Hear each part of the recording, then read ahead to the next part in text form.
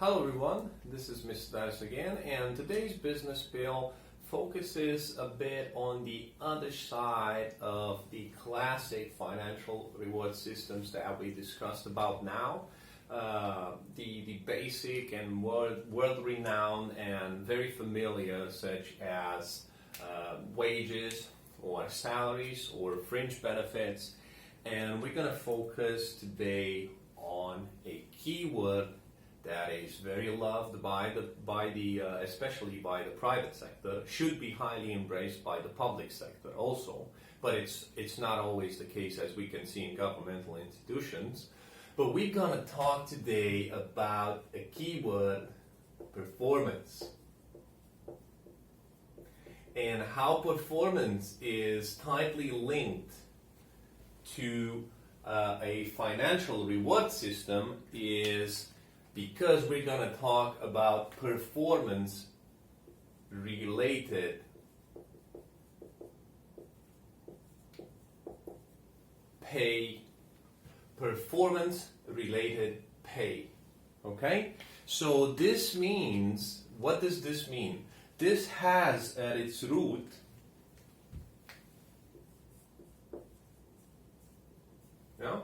or at its foundation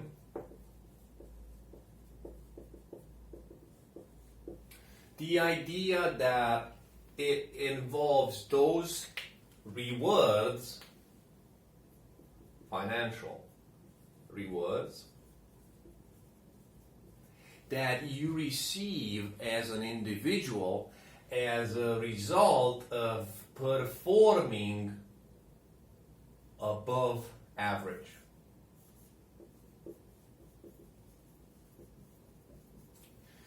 So if your performance is above the average that we expect from our employees, our staff, our workers, then we should start thinking, in your case, about performance-related pay schemes. Yeah. So what does actually go into a certain performance-related pay scheme? So since we agreed that this is a pay scheme,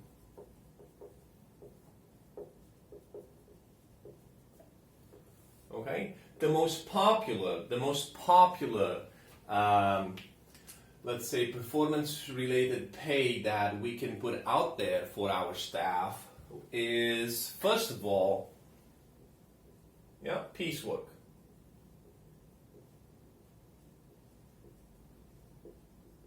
As I said, there are videos dedicated specifically to each performance-related pay method from this scheme, which you can study further by going through this playlist and looking at other video lessons. But this means that I'm going to pay you more if you're able to produce more, but as long as the quality of what you're putting out there as an output is at the standards that I expect it to be.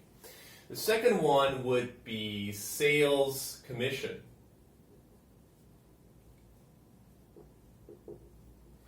We're expecting on average regular Joe to sell about 80 frying pans per month, and you manage to sell 110. So what we're going to do over here is we're going to think about a pay scheme that you had this performance is going to be related to your performance because you're above average. So we're going to think of some extra commissions over there for you. The third one is a bonus or bonuses, and this comes as a result of your above average performance in achieving certain criterias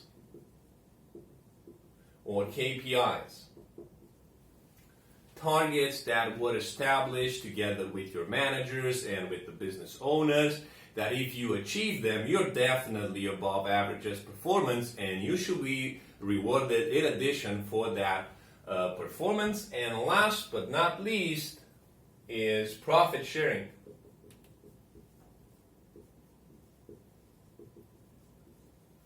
I've seen many businesses taking the decision that as a a way of repaying their employees for all the blood, sweat, effort that was put in there to take the business to the next level. And they agreed that a certain percentage of the net profit out there, it's gonna be returned. So a certain percentage of the profit is gonna be returned to the employees, yeah, as a thank you for contributing to this performance, because it's an above average performance.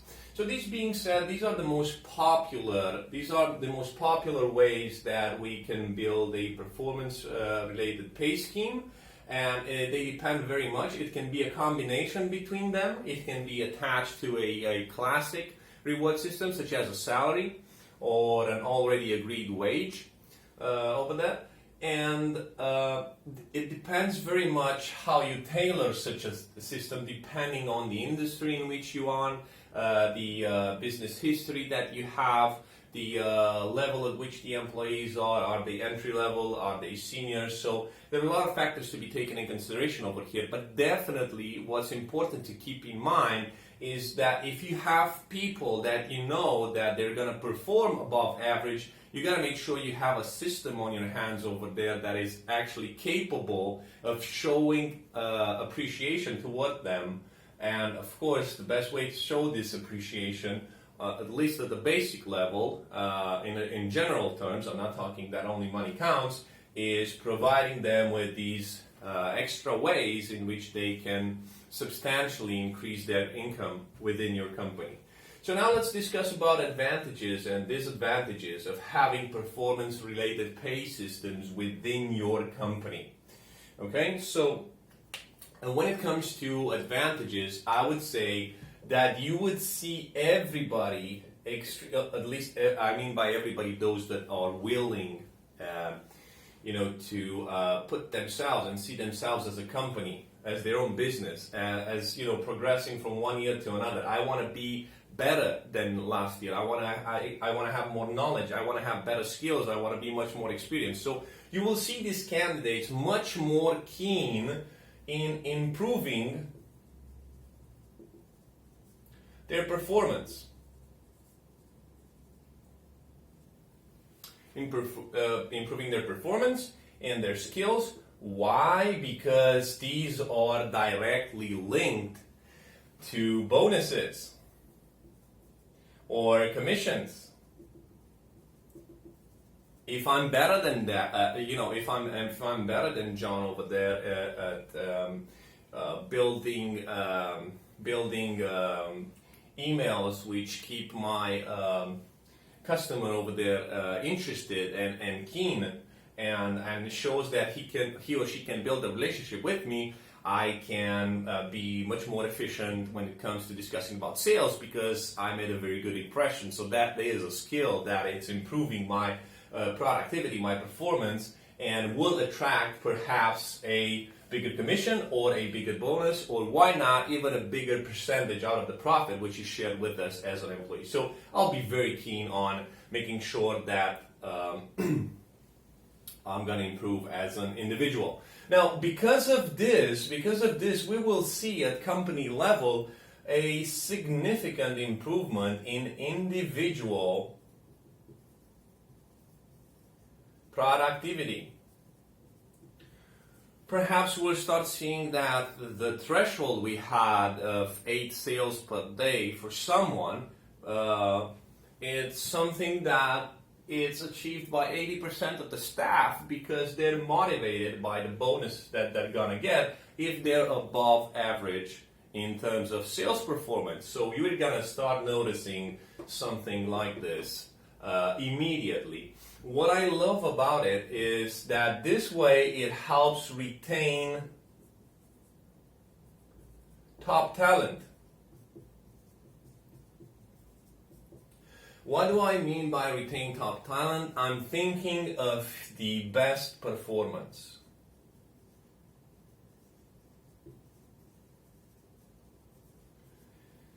It's gonna help retain top talent. It's not easy. The market is competitive. You might be in industries in which 3 employers fight for 1 employee. So if you're able to find within your own reward systems methods to which you can keep such top talent or best performance engaged and loyal in your company, you should stay focused on them and insist further in this direction.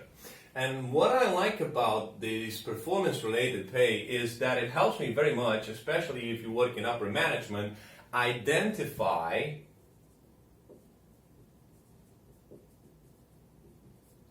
and drop, and I'm going to write this with a different color, the poor performers.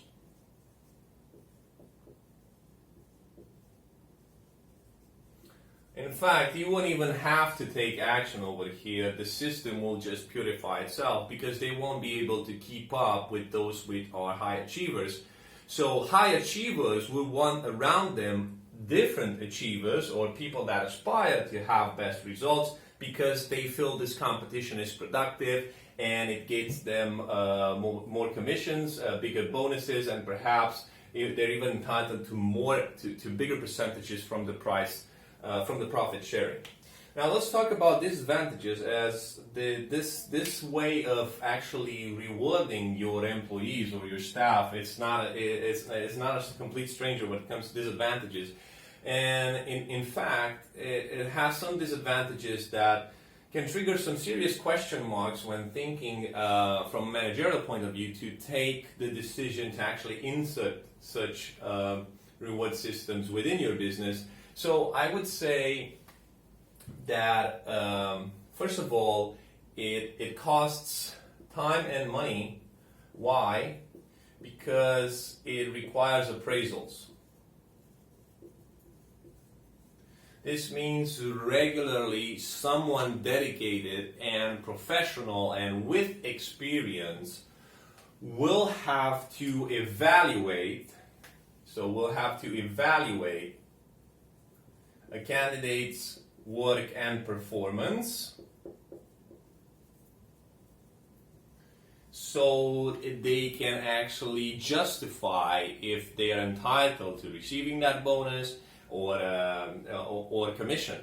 Okay, and because of this, so it's time and money consuming, okay, for the business. But not only that, so from an employee's perspective, it is leading to tensions by something that is called favoritism.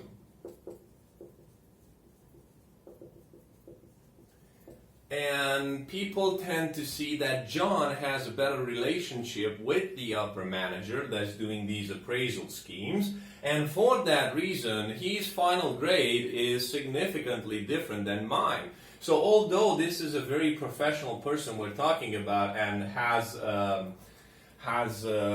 very unbiased and direct image and evaluation of that person, people will start building tensions between them because they will believe that one way or another, because John gave him a Christmas card or invited him for a drink, he's gonna praise him in a different way, making him earn more than someone else that is perhaps at the same level.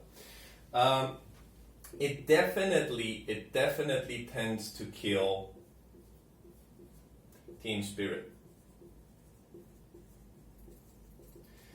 And this is very simple. Why? Because it's an individual game. It takes years of experience to actually come to realize that although something is an individual game, it cannot be achieved just on individual level all the time. You need to collaborate between departments, between colleagues from the same departments, with upper management, with people under you. So I know we're talking about an individual game, but if people get blinded by this, they're going to be missing the entire team spirit phenomena within a company, and this would just have individuals in the end that are unable or rarely able to meet the criteria we have established for them in order to be able to benefit of these performance-related pay schemes. So in the end, it's going to backfire for both the business and the individuals, and it can be demotivating. just think about it. If this would be the only way that you're going to be paid, this means that you're constantly thinking of KPIs and living in a tension and constantly being evaluated according to certain criteria. And of course, it's attractive because you don't have an upper threshold and you know that the sky is the limit. The better you're going to perform, the better you're actually going to increase your earning capacity and your monthly gain over there. But it can also be a lot of pressure on someone's shoulders that wants to go at a slower pace or doesn't necessarily feel that this is attractive as a reward system. So it can be demotivating for those individuals, but especially it's going to be demotivating for everyone as long as the criteria that we established, which will allow us to benefit from this performance-related pay scheme, are unrealistic or unfair or impossible to achieve.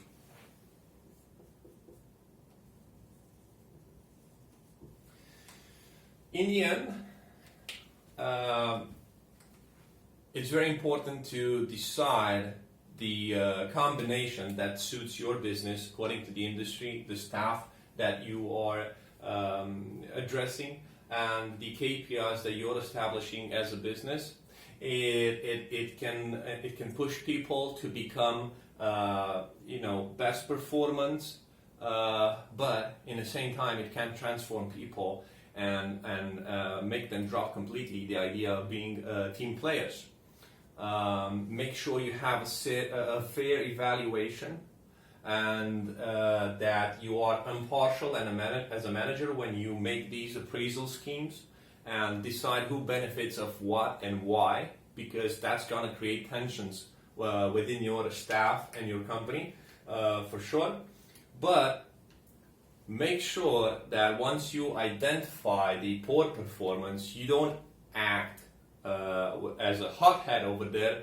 You perhaps invite them for a meeting and tell them and say, listen, this is what best performance or top talent achieve. This is where you are. Let's see how we get you there. So giving them a chance, building a plan with them could surprisingly transform in time poor performance into top performance. But in the same time, this is also a method to purify internally your company in terms of staff, because poor performance will either be quickly identified and you'll have dismissals over there, or they will just leave themselves because they no longer can stay in that competitive and ultra productive environment. Thanks for watching this video, and don't forget, if you have any queries, just drop me a line and I'll help you pull it through.